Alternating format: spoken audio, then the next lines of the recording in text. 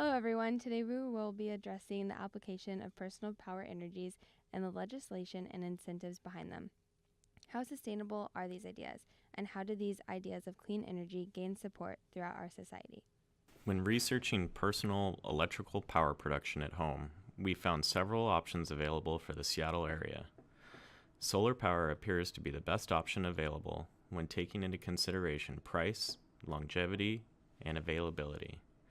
There is some research and availability of home products for wind turbines, which was the other most viable option, but wind turbines don't seem like as great of an option. Solar panels can occupy the space on a roof, while wind turbines can be thought of as an eyesore, no matter the placement location on one's property, and have led to litigation and associated expenses in some cases. Most wind turbines also often add to the footprint of a home or property. If we have sustainability at the heart of our design, we think that minimizing our footprint would be ideal wherever possible. Therefore, although not the cheapest option, but the most aesthetic, efficient, and long-lasting option for a home in Seattle, we found was the Tesla Solar Roof. The Tesla Solar Roof options are varied in appearance and can even look like a traditional roof. Roof tiles currently come in 4 options: textured, smooth, Tuscan, and slate. The Tesla Solar Roof is constructed from tempered glass tiles, which gives the solar roof the ability to look like a traditional house roof while being very strong. The tiles withstand impacts of 2-inch diameter solid hailstones propelled at 100 miles per hour. Because of the material the tiles are made of, Tesla offers a lifetime warranty for the tiles. The solar cells are estimated to last for a period of 30 years. Due to regulations in construction, only a portion of the roof is eligible for the tiles to contain the ability for solar electricity production. The difference in the glass tiles and the solar tiles is not visually apparent. The rough estimate that Tesla offers is a 50% coverage of the entire roof surface to be solar electricity producing. The most cost-efficient solar power option appears to be purchasing a solar panel and affixing it to your roof, but this is usually done in sets, and companies offer these products in kits that the do-it-yourselfer can install. It is, however, important to note that many companies other than Tesla offer solar panel roof installation in Seattle. In our case, in the premise of only replacing inefficient and unsustainable home products, the Tesla Solar Roof appears to be the best option. The cost of the Tesla Solar Roof looks to be adding a zero onto the cost of an average premium material roof. For the house I live in, a roughly 2,000 square foot, 2-story home, I ran the Tesla calculator and was quoted resulting cost of $34,300. Our roof was recently replaced by our landlords for a cost of $4,500. The cost of the Tesla Solar Roof included costs for materials, installation, and removal of the old roof. While discussing energy inputs, one aspect that may not come to mind could be the thought of how food specifies as energy. The idea of actively putting in the work to produce some, a majority of, or all of your food at home would qualify as an effort in trying to reduce or balance out your own footprint, including the reduction in transportation cost, pollution, and can eventually lead you down a path that is considerably cheap in comparison to the alternative process of receiving food on a daily basis. There are several benefits to personal gardens, and all of these ways contribute to producing energy. These benefits are addressed through drought resistance, eliminating water use on lawns, and incorporating green ways to manicure your lawn or garden that don't include gas-guzzling yard tools. There have even been studies to show how you can collect the excess energy that plants naturally produce through a process published in 2007 called Plant E. The process is emitted through photosynthesis, where plants contribute energy through water and carbon dioxide, which create sugars that the plants feed off of. Plants actually produce more energy than they need, and studies show that plants disperse half of its sugars into the soil. Once there, the bacteria break down the sugars into protons and electrons. Plant E allows you to implement a conductor into the soil to collect the electrons and turn them into electricity. This method has proven to have the ability to produce enough energy for the average American household. While this method may not be accessible to everyone, here are some other alternatives. There are several other ways in which individuals or communities can develop these sustainable practices into their lives. We will now begin to dig deeper on these concepts, their purpose and functionality, and where these practices might best take place. First, to reap the benefits from the earth, we must have a mutual relationship with the earth. An understanding, to get, we must first be willing to give to the earth. This is an important relationship to understand if you want to have a successful outcome, just as any relationship needs this kind of attention. The specific concept that we will be discussing include personal gardens and why, who, where, and how we can implement these sustainable gardens. Let's discuss why we would want to introduce a personal garden into your everyday lives. There are many reasons why we benefit from this practice. First, knowing where your food comes from. Second, what is being put into the growth of your fruits and vegetables.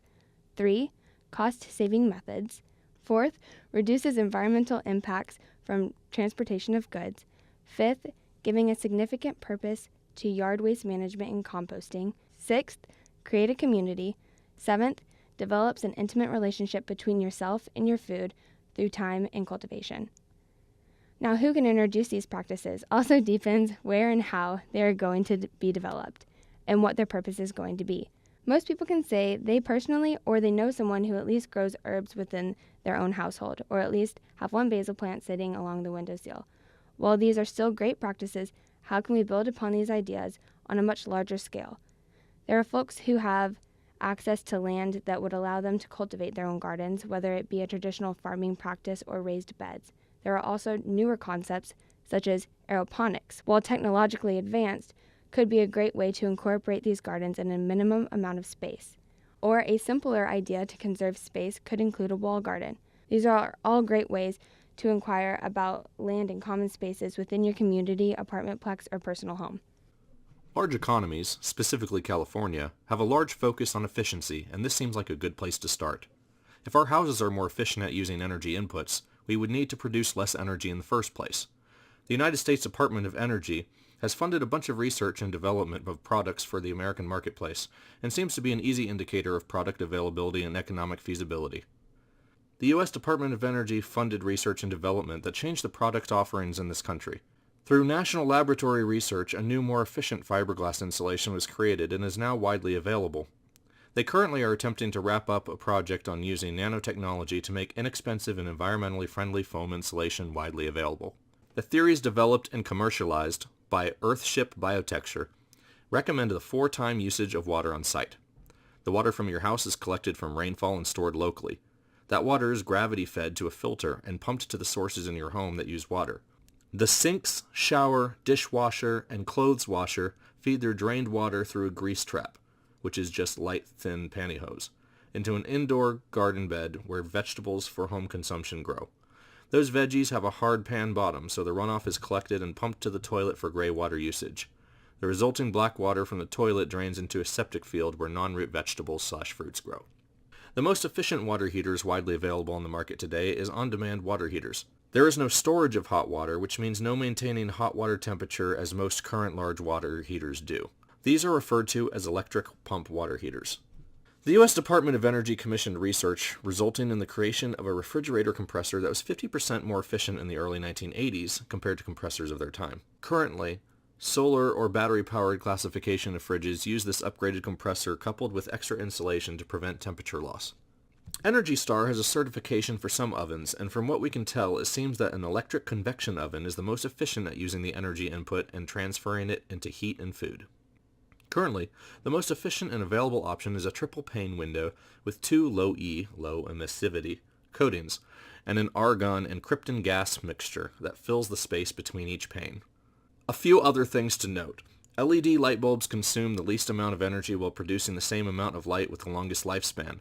There are certified low-flow water usage products, low-flow faucets, low-flow shower heads, low-flow toilets, and standard practices for managing water usage in a home without a certified product, for example, adding bricks into the back of a toilet.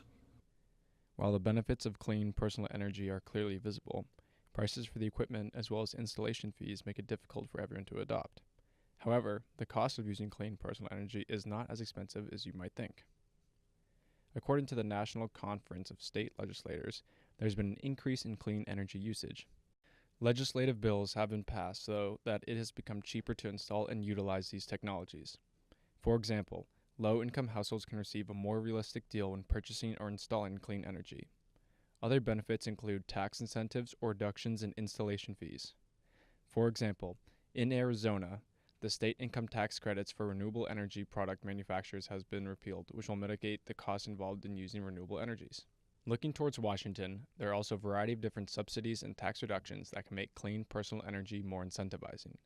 Washington provides federal income tax credits that are valued at 30% of your total solar panel system cost. Essentially, these credits are a dollar-for-dollar decline in income tax owed. Other incentives, such as net metering, allow individuals to sell their energy back to utility companies at a retail price in case you don't use all of the energy you make. Additionally, there are safeguards to purchasing clean technologies, as well as their claim that buying these items is a low-risk investment as the payoff will outweigh the original cost.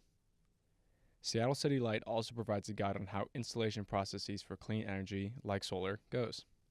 They mention that after you obtain your permits and evaluate the ability of your home to utilize solar energy, you can apply for incentives through the WSU Energy Program. These incentives go on top of federal income tax credit and your annual production-based financial incentive provided by City Light. There are a variety of different benefits that come with installing clean personal energy. The main obstacle is the initial concern over price, but tax credits and other incentives can make the purchase a lot less scary. All in all, personal sustainability is within reach for many in the Washington state area, and although not all incomes will allow all changes suggested in this video, even doing some of them can go a long way towards personal sustainability. Thank you for listening to our video, and go be sustainable!